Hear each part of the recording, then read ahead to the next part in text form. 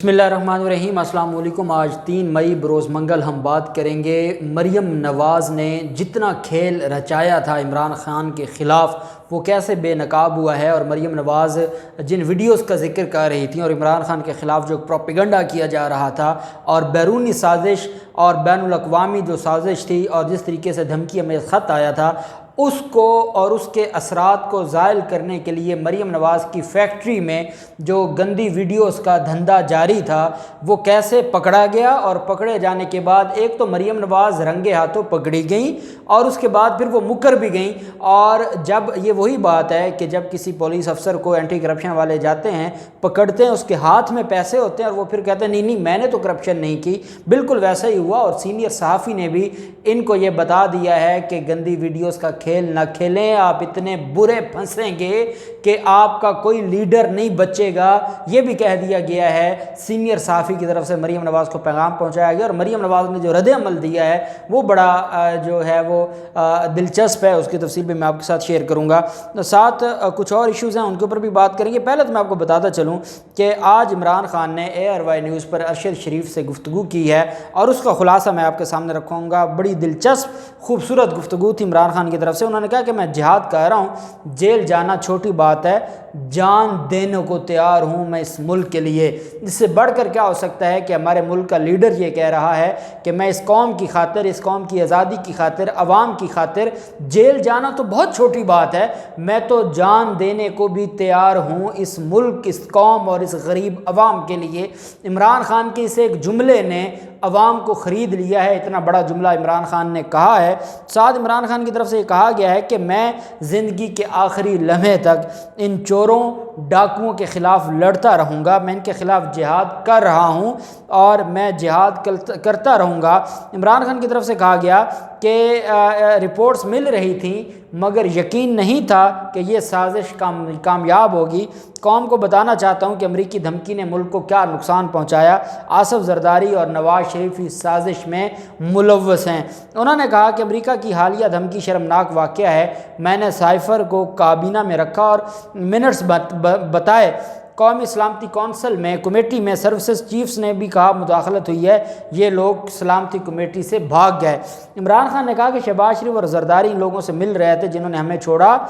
ये पाकिस्तान की तारीख़ का फ़ैसला कुन वक्त है, आज़ाद बनकर रहना है या ग़ुलाम। मैंने आज़ाद ख़ारजा पॉलिसी की बात की थी, अमेरिका मुखालिफ नहीं। चीफ जस्टिस बेहतरीन आदमी है, उनकी सरबराही में कमीशन बनना चाहिए। इमरान ख़ान ने कहा कि जब इन चोरों और 2 डाकू फैमिलीज़ का दौर आया तो पाकिस्तान बहुत नीचे चला गया। जरदारी और नवाज शरीफ का मकसद सिर्फ पैसे बनाना है, उनकी सारी ज़िंदगी झूठ पर गुजरी है। इसलिए कहता हूँ कि साइफ़र, इसलिए ये कहते हैं कि साइफ़र झूठ हैं। ये पुतले लाकर बिठा दिए। ये 20-25 साल एक दूसरे को चोर करप्ट कहते थे, आज कहते हैं बेगर्स आर नॉट चूज़र। 30 साल मुल्क को बेगर्स बनाया किसने था, इस मुल्क को इस नहज तक पहुंचाया किसने था। अगर हमने इनको रहने दिया तो ये मुल्क की बदकिस्मती होगी। इमरान ख़ान ने कहा कि मैं इनके ख़िलाफ़ जंग लड़ूंगा और मैं इस कौम को हर हाल में फ़तह दिलवाऊंगा, और मैं ये समझता हूँ कि ये मेरी ज़िंदगी का बहुत अहम मैच है और हर हाल में मैं इसको कामयाब करवाऊँगा।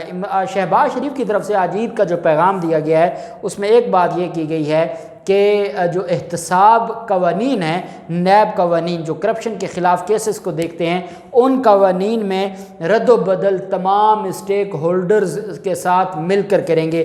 स्टेक होल्डर्स कौन से हैं? पीपल्स पार्टी, फजल रहमान, नून लीग और जो बाकी MQM और ये जमातें, ये हैं स्टेक होल्डर्स। या फिर जहांगीर तरीन और अलीम ख़ान हैं। और शहबाज शरीफ का ये कहना है कि तमाम स्टेक होल्डर्स से मिलकर हम ये सारा काम करेंगे, और वो उन्होंने अपना जो माइंड है वो डिस्क्लोज़ कर दिया है कि वो इन नैब कवानीन को बदलने जा रहे हैं और इसके लिए वो किसी हद तक भी जा सकते हैं।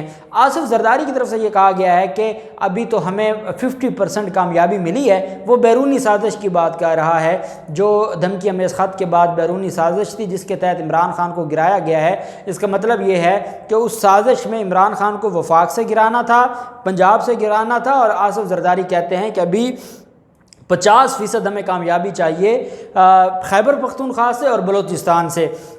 हम यहाँ से भी इनको गिरा के देंगे और इमरान खान ने इस मुल्क का तबाह व बर्बाद कर दिया है। آصف زرداری کے بارے میں کل جو خبریں آئی ہیں، آصف زرداری نواب شاہ عید کرنے گئے ہیں، 35 پروٹوکول کی سندھ غریب کے سندھ ہاریوں کی جو گاڑیاں تھیں، سرکاری گاڑیاں، وہ اس ڈاکو سندھ کے ڈاکو کے پروٹوکول میں دلوائی گئی ہیں۔ مجھے بتائیں کہ سندھ حکومت کی 35 گاڑیاں اگر ایک نیب کرپشن زدہ شخص استعمال کرتا ہے تو کہاں ہے ہماری رات کے 12 بجے کھلنے والی عدلیہ؟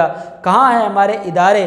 کہاں ہے ہمارا نظام کہ جب سندھ حکومت کی 35 گاڑیاں صرف آصف زرداری کے استعمال میں ہیں، انہوں نے فیملی لمیٹڈ حکومتیں بنا دی ہیں، کوئی بات نہیں کرتا، کوئی اس پر نوٹس نہیں لیتا، کوئی رات گئے عدالتیں نہیں کھلتی، کوئی چھٹی کے دن عدالتیں نہیں کھلتی، کوئی عید کے دن نہیں عدالتیں کھلتی۔ خدا کے لیے قوم کو بتایا جائے کہ یہ کون ہیں، ان کو کیا پریولیج حاصل ہے، کیا ان کو استثناء حاصل ہے، کیا ان کو کوئی پوچھ نہیں سکتا، کیا ان کو کوئی پوچھنے والا نہیں ہے؟ اس کا جواب ہمارے اداروں نے دینا ہوگا۔ دوسری طرف جو بابر اعوان کی طرف سے آج بڑی پیاری بات کی گئی ہے، بابر اعوان کا یہ کہنا ہے کہ نواز شریف کو عدالت کے سامنے سرنڈر کرنا ہوگا، اس کے علاوہ نواز شریف کسی بھی صورت میں وہ حکومت ان کے مقدمات ختم نہیں کر سکتی۔ ان کی طرف سے جو مقدمات ختم کرنے والے سے گفتگو کی گئی تو انہوں نے کہا کہ حکمران اب کیوں نہیں کہتے کہ نواز شریف بیمار ہیں، علاج مکمل کروا کے واپس آئیں گے۔ بابر اعوان نے کہا کہ حکومت کے پاس جو اختیار ہے، حکومت کے پاس چلتا ہوا مقدمہ ختم کرنے کا کوئی اختیار نہیں، نواز شریف کو عدالت کے سامنے سرنڈر کرنا پڑے گا۔ واپسی کے لیے پہلے تو قوم سے جھوٹ بولنے پر انہیں شرمندہ ہونا پڑے گا۔ مقدمے کی واپسی تب ہوتی ہے جب وہ ابتدائی مراحل میں ہو۔ یہ اختیار چیئرمین نیب کا تھا کیونکہ کرپشن کا مقدمہ نیب کا تھا۔ مقدمہ تب واپس لیا جاتا ہے جب شروع ہو۔ یہاں پر سزا ہو گئی ہے اور سزا ہونے کے بعد معاملہ اپیل میں گیا اور اپیل خارج ہوئی۔ سابق وزیر اعظم کی مبینہ ویڈیو سے متعلق بھی بابر اعوان نے کہا، جب ان سے یہ سوال پوچھا گیا کہ عمران خان کے خلاف جو ویڈیوز بنانے کا دھندا شروع کیا جا رہا ہے وہ کیا ہے، اس پر بابر اعوان نے کہا کہ ساری قوم جانتی ہے کہ ویڈیو والی فیکٹری کس خاتون نے لگائی ہوئی ہے۔ مریم نواز کی طرف اشارہ تھا کہ کس خاتون نے لگائی ہوئی ہے۔ ایسی تمام ویڈیوز شریفانہ فیکٹری سے تیار ہو کر آتی ہیں۔ بدقسمتی سے ساری سچی ویڈیو ان کے اپنے لیڈروں کی ہیں جو سامنے آئی ہیں، اور اب یہ ان کے گلے پڑے گا اور یہ معاملہ بہت آگے جائے گا۔ دوسری طرف پاکستان تحریک انصاف کی طرف سے ایک سٹیٹمنٹ رہی اور کہا گیا کہ مریم نواز یہ سافٹ ویئر استعمال کر کے لنڈن، امریکہ اور پاکستان میں مل کر یہ ویڈیوز کا دھندا کر رہے ہیں، اور یہ ان ویڈیوز کی بات کی جا رہی ہے جو عمران خان کے خلاف یہ استعمال کرنا چاہتے ہیں۔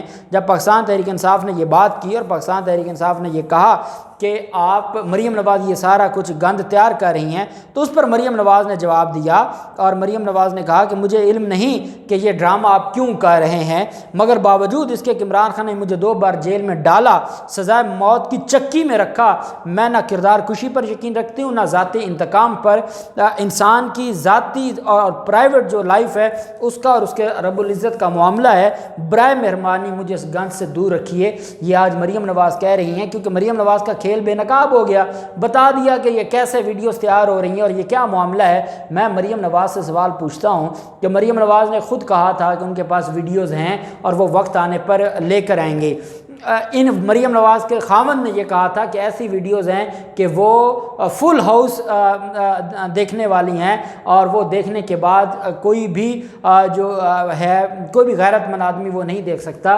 یہ باتیں کس نے کی تھیں؟ ارشد ملک کی غیر اخلاقی ویڈیوز کس نے بنائی تھیں؟ ارشد ملک کو غیر اخلاقی ویڈیوز کی بنیاد پر مکہ مدینہ کی سرزمین پر آپ نے بلیک میل نہیں کیا تھا کہ آج جب آپ کا کھیل بے نقاب ہوا اور قوم نے پہلے ہی آپ کو پکڑ لیا کہ آپ کیا عمران خان کی فیک ویڈیوز بنائیں گے؟ عمران خان کی فیک ویڈیوز بنا بھی لیں تو قوم کو فرق نہیں پڑتا۔ جب یہ بات کی تو اب آپ کہتی ہیں کہ برائے مہربانی مجھے اس گند سے دور رکھیے۔ جو گند ڈالا گیا ہے اس میں آپ کا بہت بڑا حصہ ہے، اور یہی بابر اعوان بات کر رہے ہیں کہ یہ فیکٹری ہے اور یہ ساری چیزیں انہی کے پاس ہوتی ہیں۔ اس پر عارف حمید بھٹی کی طرف سے بڑا سخت رد عمل آیا اور عارف حمید بھٹی نے ان کو وارننگ بھی دی ہے۔ وارننگ اس طرح سے دی ہے، عارف امیر بھٹی کا کہنا ہے کہ حکومت ویڈیو لیک کا گندا کھیل نہ کھیلے، یہ خود پچھتائیں گے، منہ چھپائیں گے۔ ان کی طرف سے یہ کہا گیا کہ موجودہ وزیر اعظم کی 2 ویڈیوز منظر عام پر لانے کی تیاری کی جا رہی ہے۔ ان ویڈیوز میں کچھ ایڈیٹنگ لنڈن سے کروائی گئی۔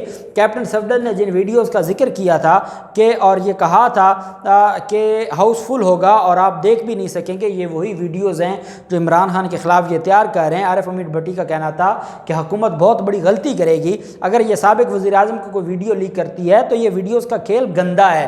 آڈیو ویڈیوز کی گندگی کو سیاست کا حصہ نہیں بننا چاہیے، مگر پھر بھی یہ ویڈیوز لا رہے ہیں اور یہ خود نہیں جانتے کہ ان کے کس کس بندے کی ویڈیوز عمران خان کے پاس موجود ہیں۔ جو آج ویڈیوز لا رہے ہیں ان کی اپنی بھی ویڈیوز موجود ہیں، اور انہوں نے کہا کہ مجھے پتہ ہے کہ کس کس کی ویڈیوز موجود ہیں اور کس کس کے ساتھ ہیں۔ میں بس اتنا کہنا چاہتا ہوں کہ مت کریں ایسا، آپ پچھتائیں گے، اپنا منہ چھپائیں گے۔ اور انہوں نے کہا کہ جس طریقے سے انہوں نے عمران خان کے خلاف یہ کھیل رچا رہے ہیں، عمران خان 3.5 سال حکومت میں رہا ہے، آئی بی عمران خان کے انڈر تھی، یہ عمران خان کو نہیں جانتے۔ اگر عمران خان کے خلاف یہ کوئی فیک ویڈیوز، ایڈٹ شدہ فیک ویڈیوز لے کر آئے تو یہ ان کو بہت مہنگا پڑے گا، اور یہ ان کے ایسا گلے پڑے گا کہ یہ اس سے باہر نہیں نکل سکیں گے۔ یہ ان کا ویڈیوز کا دھندا ہے اور میں سمجھتا ہوں کہ یہ ان کا کھیل پہلے ہی بے نقاب ہو گیا ہے، اور مریم نواز رنگے ہاتھوں پکڑی گئی ہیں، اور پھر اس کے بعد مریم نواز غصے میں اور کہتی ہیں کہ مجھے اس کھیل سے باہر رکھا جائے۔ لیکن حقیقت یہ ہے کہ یہ معاملہ اب یہ کمپنی نہیں چلے گی، اور یہ جو ان کا پروپیگنڈا ہے یہ نہیں چلے گا۔ دیکھتے ہیں کیا ہوتا ہے، جو بھی تفصیلات ہوں گی آپ کے ساتھ شیئر کرتے رہیں گے۔ اللہ پاک پاکستان کا حامی و ناصر ہو۔ بہت شکریہ، اللہ حافظ، پاکستان زندہ باد۔